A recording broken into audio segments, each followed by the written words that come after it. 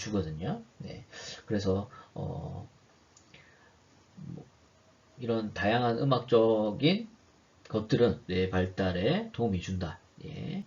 그 다음에 특히 강압적이거나 강제적으로 하지 말라는 얘기는요. 스트레스를 받으면 또 이 뇌 발달에 부정적 영향을 줄 수 있는 부분이 있습니다. 그래서 즐겁도록 음악 활동을 할 수 있도록 그래야 뉴런과 뉴런 사이에 시냅스가 또 형성되도록 잘 도와주는 역할을 하고 있다는 부분을 저희 책에서 이야기하고 있고요. 두 번째, 음악성 발달입니다.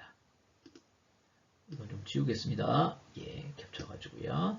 그래서 음악성 발달이라 하면, 네, 깊은 상관관계가 이렇게 서로 나타나 있는 것으로 보여지죠. 네.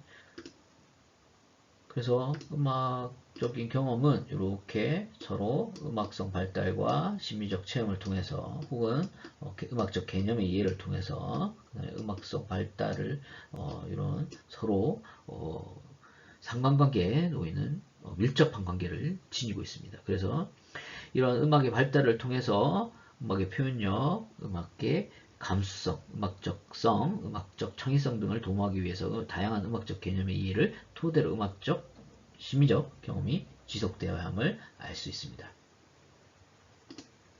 자, 세 번째 것도 한번 볼게요. 이 부분도 지웠다가 다시 보겠습니다. 자, 정서 발달에 대한 내용이고요. 네. 음악을 듣고 표현하는 과정을 통해서 음악이 가진 미적 특질을 경험함으로써 유아들은 정서적으로 안정감을 가질 수 있습니다. 네. 아주 조용한 음악을 통해서 특히 자장가 같은 경우는 여러분들이 자장가가 되게 큰 막 음색 큰 그 볼륨을 내거나 아주 높은 소리로 하는 게 아니라 아주 적당한 뭐 저음 혹은 중음을 통해서 네, 가장 안정적이게 편안한 마음을 가질 수 있게 뭐 이렇게 작곡된 곡처럼 네, 이렇게 음악이 가진 미적 특징을 경험함으로써 유아들은 또 정서적으로 안정감을 또 가질 수 있거든요. 그래서 당연하게 아이들한테 이런 음악을 들려줬을 때에 뭐 이렇게 통제적으로 능력되는 부분이 아직 미숙할 수 있는 부분이 분명히 있습니다. 그것들을 너무 강압적이나 제한적으로 두지 말고 네, 좀 자유로운 분위기 그 다음에 안전에 대한 문제만 좀 해결이 되면요.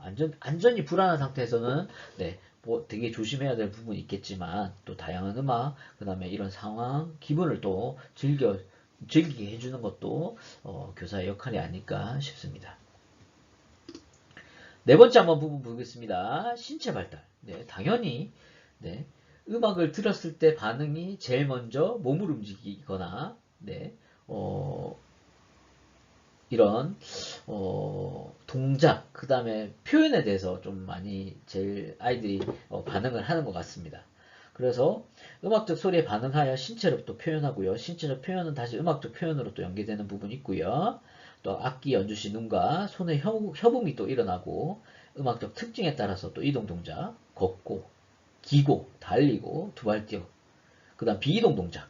네. 저희가 이제 이런 동작에 대한 용어들은 또 저희가 이제 유아 동작 수업에서도 또 나타내겠지만 또 잘 기억하고 계시면 좋겠습니다. 비이동 동작이라 해서요. 구부리기, 뻗기, 꼬기, 흔들기 등, 그 다음에 조작적 동작, 그 다음에 밀고 당기고 던지기 등의 부분을 통해서 소근육 발달, 대근육 발달을 도모할 수 있는 부분이 있습니다.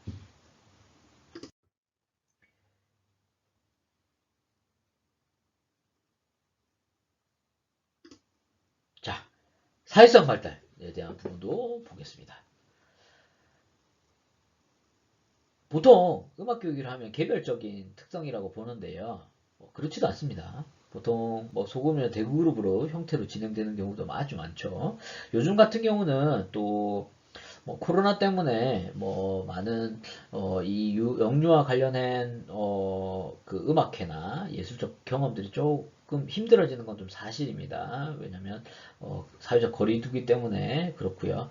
지금 요즘 조금 위드 코로나를 해서 조금 이런 경험을 할 수 있는 부분이 많이 생기긴 하지만 예, 일단 이런 소그룹으로 진행되는 경우가 좀 있습니다. 그래서 규칙, 그 다음에 사회적 거리두기, 뭐 이런 질서 안에서요, 다양한 음악적 표현들도 모방하기도 하고요.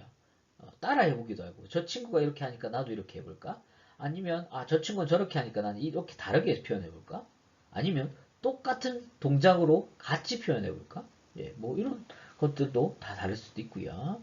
그래서 이렇게 모방, 공유하기도 하고요. 네, 이런 타인이 느꼈던, 내가 느꼈던 감정이 이렇지만 저 친구가 느꼈을 감정을 보니까, 나도 그렇게 느끼는 감정인 것 같아.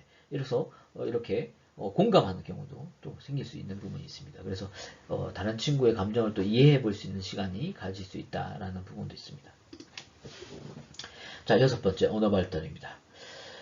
마찬가지로 특히 영유아, 영아들을 한테는 단어의 선택이나 언어의 발달이 상당히 느린 경우도 있고요. 또 되게 빠른 경우도 있지만, 네, 이 언어 발달이 특히 노래 가사, 네, 아이들이 특히 좋아하는 특히 노래들 있죠. 그런 노래에 대한 가사 혹은 낱말들에 대해서 기억을 하거나 그 낱말에 대한 뜻을 이해하면서 네, 언어가 발달이 되면서 네, 그 다음에 음악엔 또 리듬적인 면이 있죠. 네, 뭐 되게 빠른 리듬도 있을 수 있고요. 부점이 나올 수도 있고요. 그 다음에 멈췄다 가는 것도 있을 수 있고요. 그러니까 저희가 이제 말을 하면서도 쉬는 부분이 있는 것처럼 네, 이런 음악에서도 이런 음악적 표현, 노래에 담긴 가사의 내용, 그 다음에 억양이라든지요, 뭐 이런 것들이 좀 언어 발달에 많은 도움을 주기도 합니다. 그래서 크고 작고 빠르고 느리게 이런 부분들을 알 수 있고요. 크다는 용어 혹시 알고 계십니까? 크다, 세다, 뭐 이런 내용을 쓰죠. 포르테, 예. 그 다음에 작다, 피아노, 빠르다, 알레그로, 느리다, 라르고, 렌토, 예, 뭐 다양한 언어들 사용할 수 있습니다. 어느 나라 언어였죠? 예, 이탈리아어입니다. 영어 아닙니다. 네. 자, 7번 창의성 발달입니다. 음악의 활동에서의 가장 높은 단계는 음악을 창의적으로 표현하는 부분입니다. 다이크로즈나 오르프, 예, 이제 여러분들께서 많이 들어볼 이제 음악과 관련된 학자입니다. 예, 다이크로즈, 스위스 태생이고요. 카를 오르프, 체코, 예, 음악가입니다. 뭐 독일에서 예, 또 있었지만 일단 뭐 나라도 좀 중요한 역할을 하는 게 그 나라의 문화나 이 예술적 경험이 어떠했는지에 따라서 이 학자들의 관심이나 관념이나 학문적 접근이 달랐던 부분이 분명히 있습니다. 분명 아이들 유아, 영유아를 대상으로 하다 보니까 공통적인 관점도 있을 수 있고요. 네. 그래서 이 두 사람은 즉흥 연주를 제시합니다. 즉흥 연주라고 하면요, 음악을 듣고 그냥 정해진 부분이 없이 표현해보거나 악기 연주를 통해서도 예, 정해진 음을 연주하는 것이 아니라 정해진 리듬을 통해서가 아니라 정확한 박자를 통해서가 아니라 그냥 즉흥적으로 생각나는 대로 예, 이런 즉흥 연주를 제시함으로써 창의적 표현을 아주 중요시 여겼습니다. 창의적 표현이라고 하면 똑같을 수가 없겠죠. 예, 다 표현이 다 개별적으로 틀릴 수 있고요. 네. 그걸 통해서 아이들이 모방도 하고, 네. 그 다음에 공유도 하고, 공감도 하고, 그와 다르게 표현할 수도 있고요. 예. 그런 것들이 이 창의성의 발달에 도움이 된다는 부분을 얘기하고 있습니다. 그래서 하나의 틀 안에서 음악을 받아들이지 않고 새롭게 사고하고 조직하고 표현할 수 있도록 도와줌으로써 창의성의 발달을 이끈다는 부분을 얘기하고 있습니다. 그래서 저희 책에서는 다양한 측면의 발달을 이루는 음악 교육이라 해서 7번째 창의성 발달을 살펴보았습니다. 한 가지 실험을 해보죠.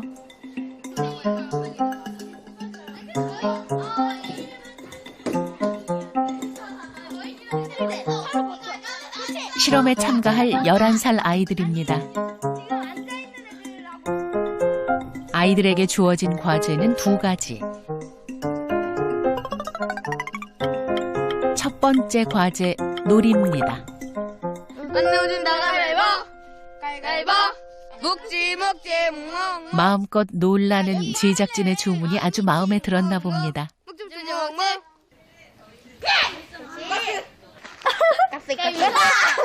나우 안돼 블링 안돼 약속된 30분이 지났습니다. 본격적인 실험은 지금부터. 아이들의 뇌파를 측정해 볼 텐데요.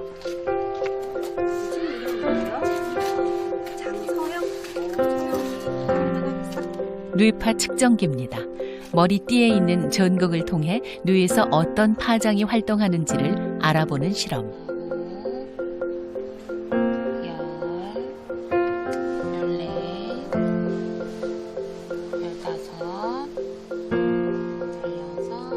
15 뇌파 중에서 가장 중요한 역할을 하는 게 알파파입니다.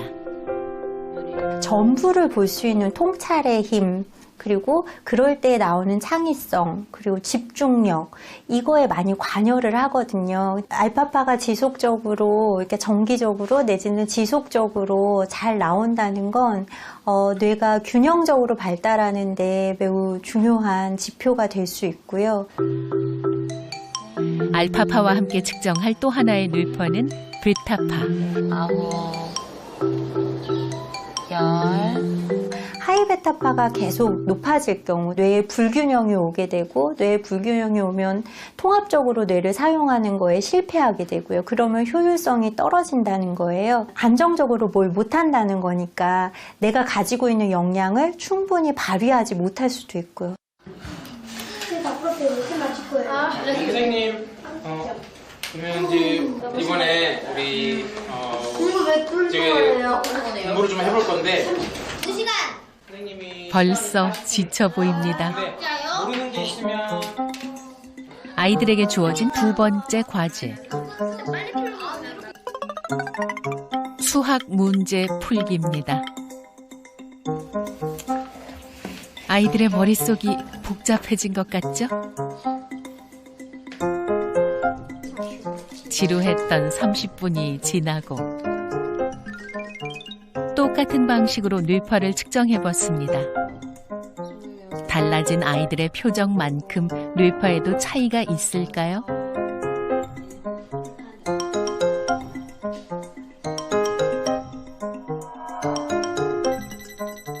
알파파의 변화부터 보겠습니다. 수학 문제를 풀었을 때보다 놀이를 했을 때 평균 수치가 400% 이상 증가했습니다.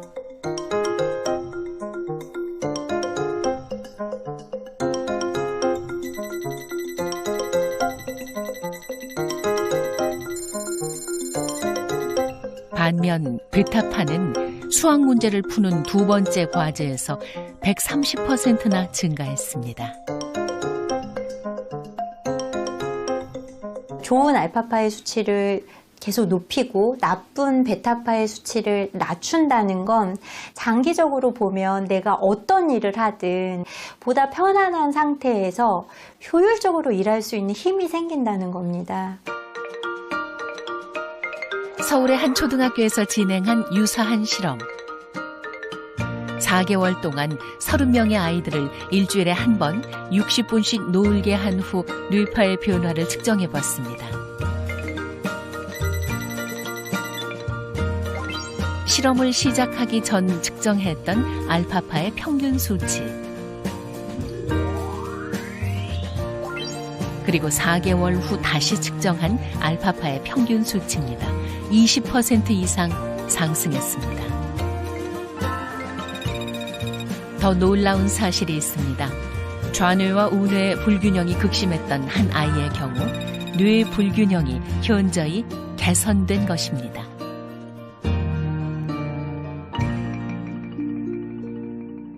전두엽은 유아기 때 기초가 형성이 되고 초등학교, 중고등학교를 거쳐 청년기에 이르기까지 발전을 해요. 그런데 이 1, 2층이 활성화돼야 되고 전두엽에 뼈대를 세워야 될 때 3층에 한 방을 인테리어 하는 거예요. 우리는 이 벽지를 썼어. 아, 나는 조명을 이렇게 멋진 거를 지금 세웠어. 이러고 막 자랑을 해요. 그런데 기초공사가 부실하면 어떻게 될까요?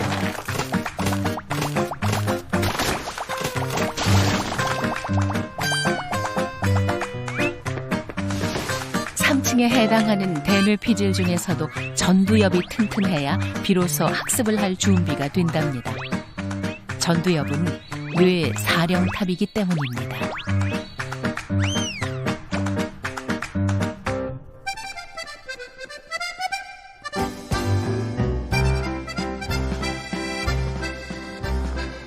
OECD가 주최하는 국제학생평가 프로그램 피사에서 해마다 우리와 1, 2위를 다투는 나라 핀란드입니다.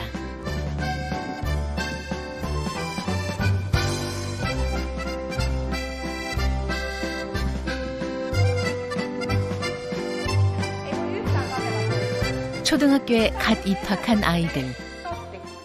Nyt on ohjeet. Te olette nyt pieniä oravia, jotka yrittää saada sinne talvipesään mahdollisimman paljon käpyjä. Tänne päin vielä. Samuelin ryhmä, tänne päin. 게임을 하기 위해 두 팀으로 나누었습니다. Simo, valmiin. Sitten mennään. 상대 팀의 주머니를 가져와 자신의 둥지에 옮기는 게임. 더 많은 주머니를 가진 팀이 승리하겠죠? Joltain on unohtunut tänne. 과연 어떤 팀이 이겼을까요?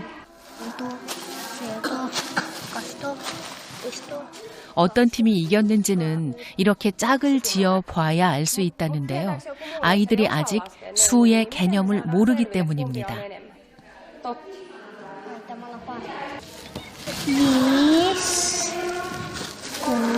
6, 7, 18, 19.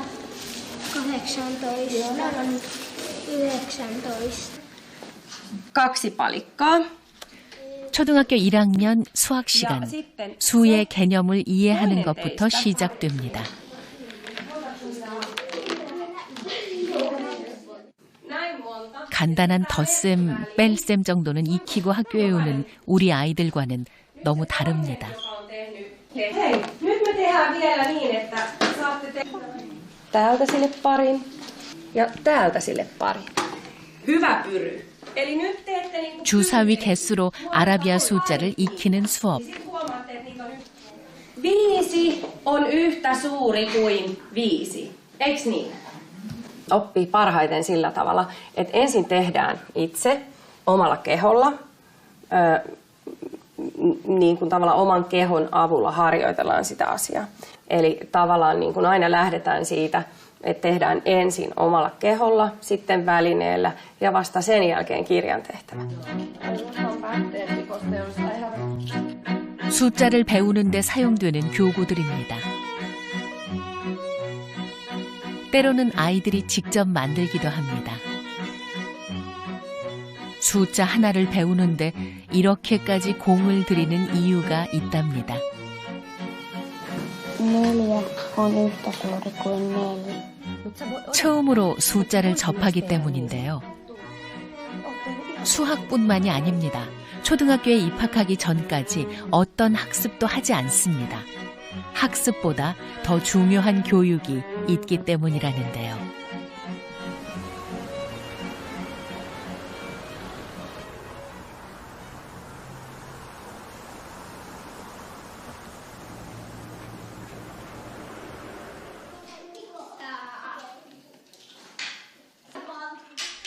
가만히 들여다보니 아이들의 그림이 모두 다릅니다. 정해진 주제는 없기 때문이라는데요. 미술 수업이 아니라 놀이 시간입니다. 핀란드 유치원의 하루 일과.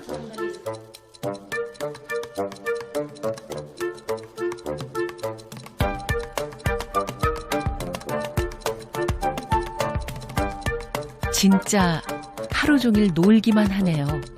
그 중에서 가장 중요한 시간이 있다는데요.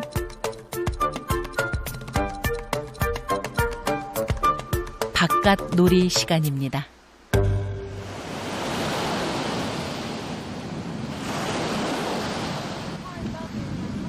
비도 오고 바람까지 거센 날이지만 오늘도 아이들은 바깥 놀이를 나왔습니다.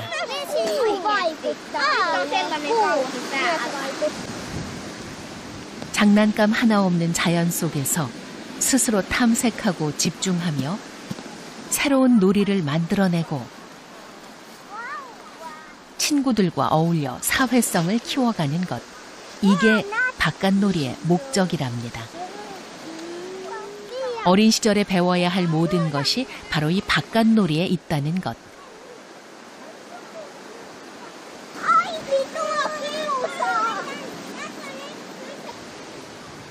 때문에 영하 15도 이하로 내려가지 않으면 무조건 야외로 나갑니다.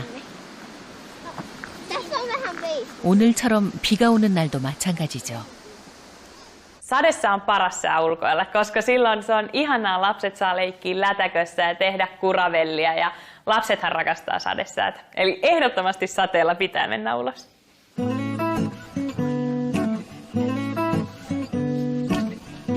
바깥놀이에서 돌아오면 제일 먼저 하는 일. 장갑과 옷을 건조기에 넣는 것입니다.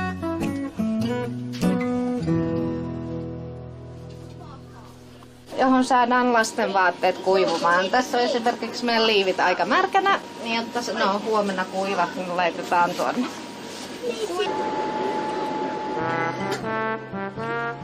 핀란드 유치원의 필수품 건조기와 장화입니다.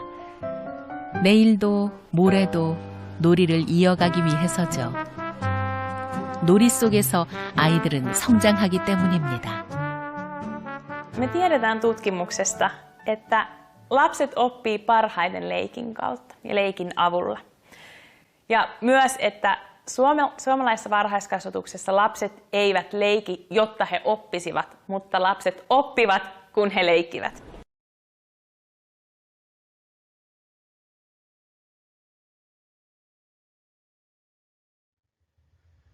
네, 방금 영상을 보신 부분 잘 기억하시죠? 마지막에는 북유럽에 있는 유치원의 놀이 중심 교육이 어떻게 이루어지고 있는지도 보았고요. 이런 아이들이 이제 협업을 통한 놀이 중심을 통해서 뇌 발달이나 이런 부분도 그래프로 좀 보았습니다.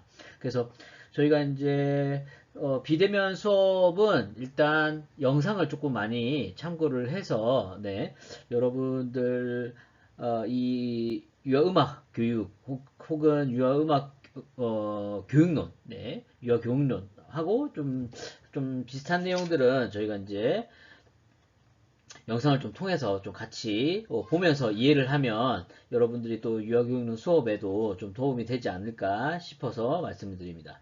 그래서 오늘 2주차에는 저희가 영유아 음악교육의 이해 부분에 영유아 음악교육의 2, 음악교육을 바라보는 입장, 그 다음에 음악교육의 목적, 이렇게 해서 심리적 경험을 위한 음악교육, 즐거움을 느끼기 위한 음악교육, 표현을 해서 음악교육, 공간과 소통이 가능한 음악교육, 다양한 측면의 발달을 이루는 음악교육, 이렇게 제1장을 이론편에서 보았습니다.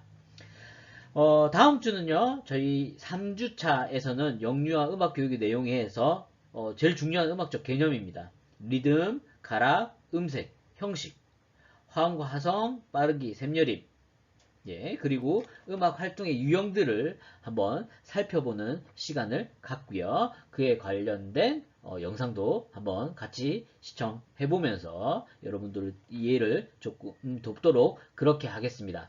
궁금하신 부분이 있으면 언제든지 메일로 질문을 해주시면 감사하겠습니다. 뭐 2주차에는 따로 과제는 없고요. 여러분들이 혹시 1주차에 그 유아음악 교육 과제를 안 내신 분들은 제출 기한이 좀 늦었지만 여러분들도 제출을 해주시면 제가 감안해서 하겠고요. 또 한 주 잘 보내시고 건강 유의하시고 또 다음 주 3주차 때 또 뵙도록 하겠습니다. 감사합니다.